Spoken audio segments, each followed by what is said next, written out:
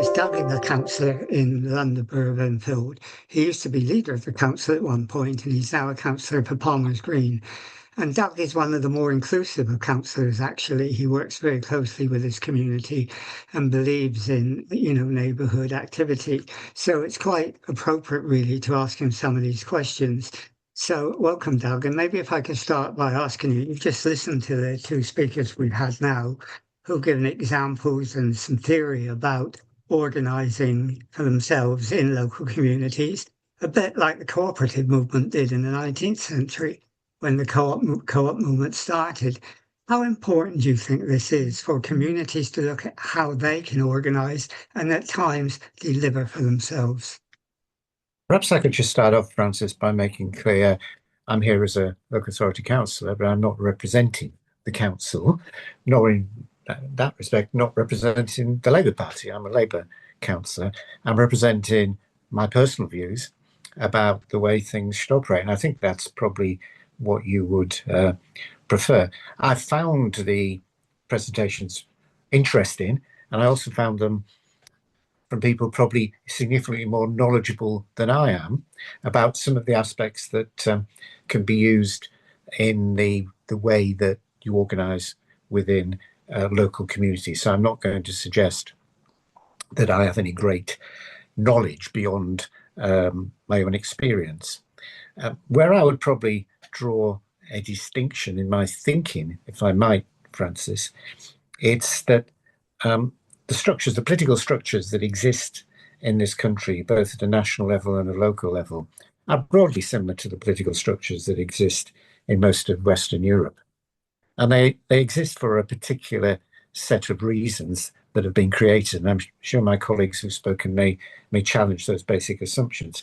But they're based on the need for a democratic legitimacy, that people are elected, have a mandate, and can be held to account.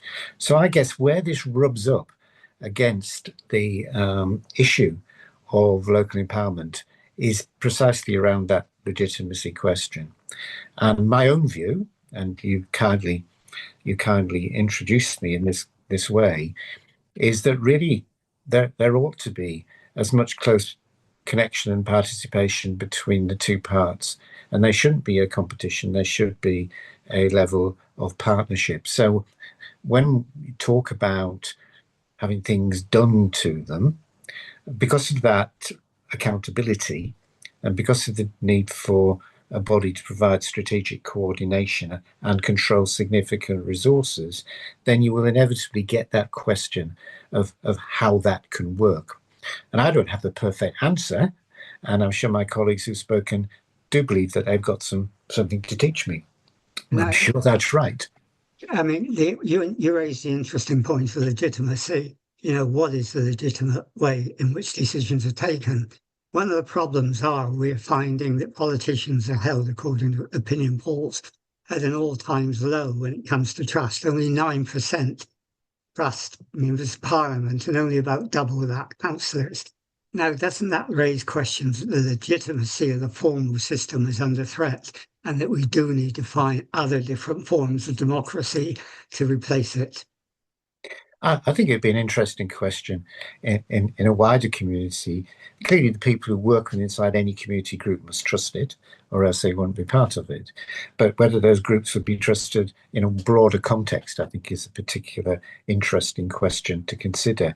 If you look at trust and confidence in organisations in Western Europe, trust and confidence in large corporations have equally reduced over time, as trust and confidence may be in politicians. Although we don't recall, even predates me, that when the old House of Commons burnt down, people came out on the streets and cheered.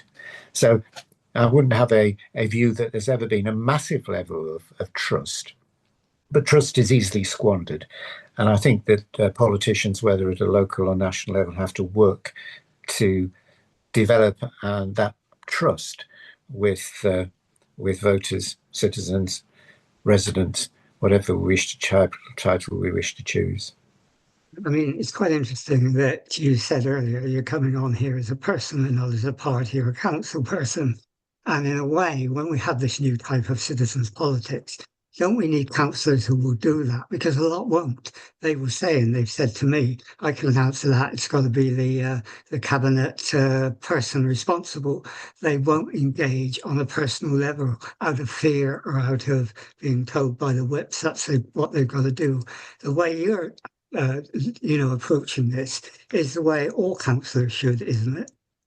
Well, I mean, I can understand. I mean, I've been around so long. I mean, at one level, I don't care.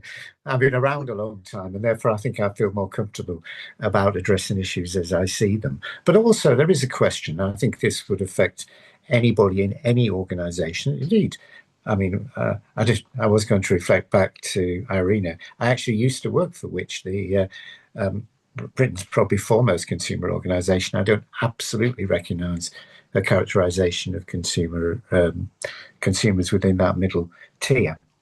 But I think you are and have a level of accountability to the organisations which you have been in party politics, which you've been elected from and represent to the community. So people, I think, naturally may feel a level of nervousness about talking.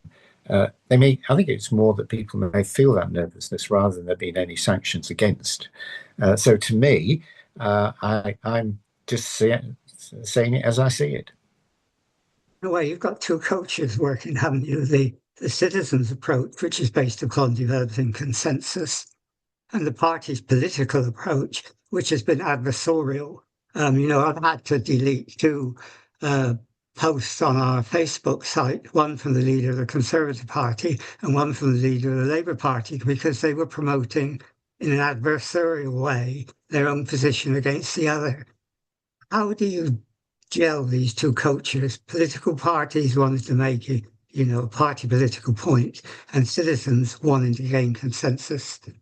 Well, I think that in the political world, with political parties, that there has to be the development of a difference.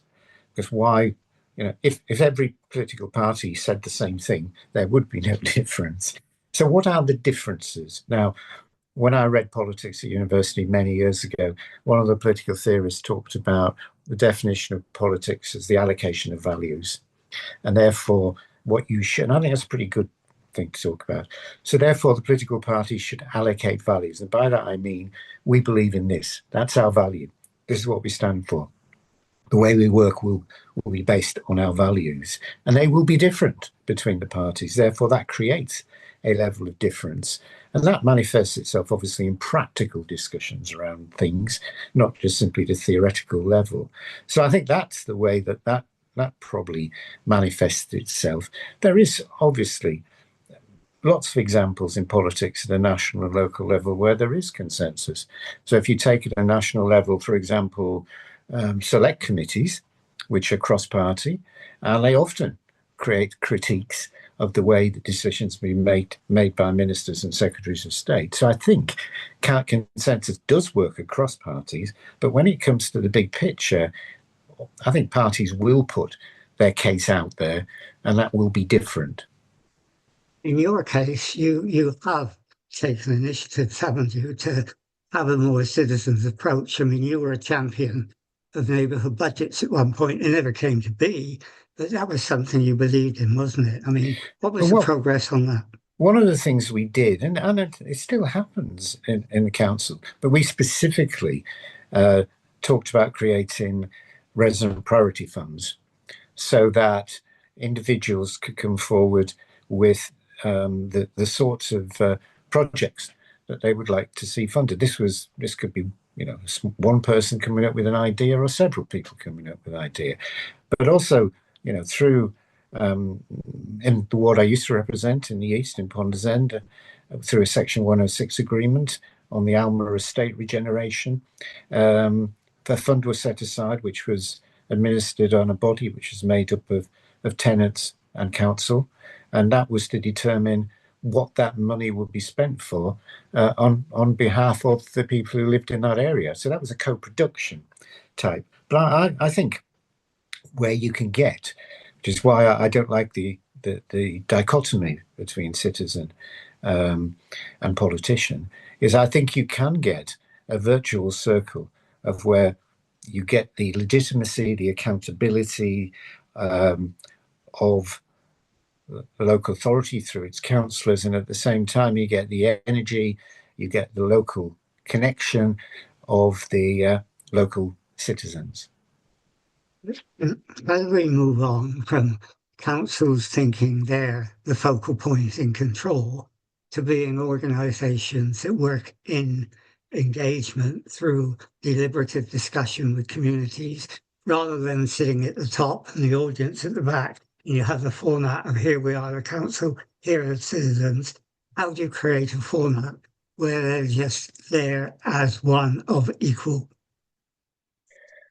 Well, I think they're of equal but different sides of a coin, because I think going back to that accountability, that requirement, of course, you're thinking, local councils are governed by all sorts of regulations and rules that require you to behave in a particular way and be accountable in a particular way.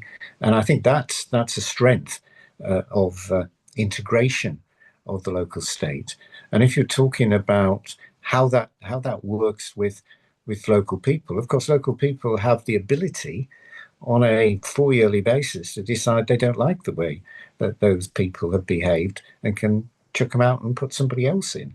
And so, hey, that's the way that people can be held to account at a local level.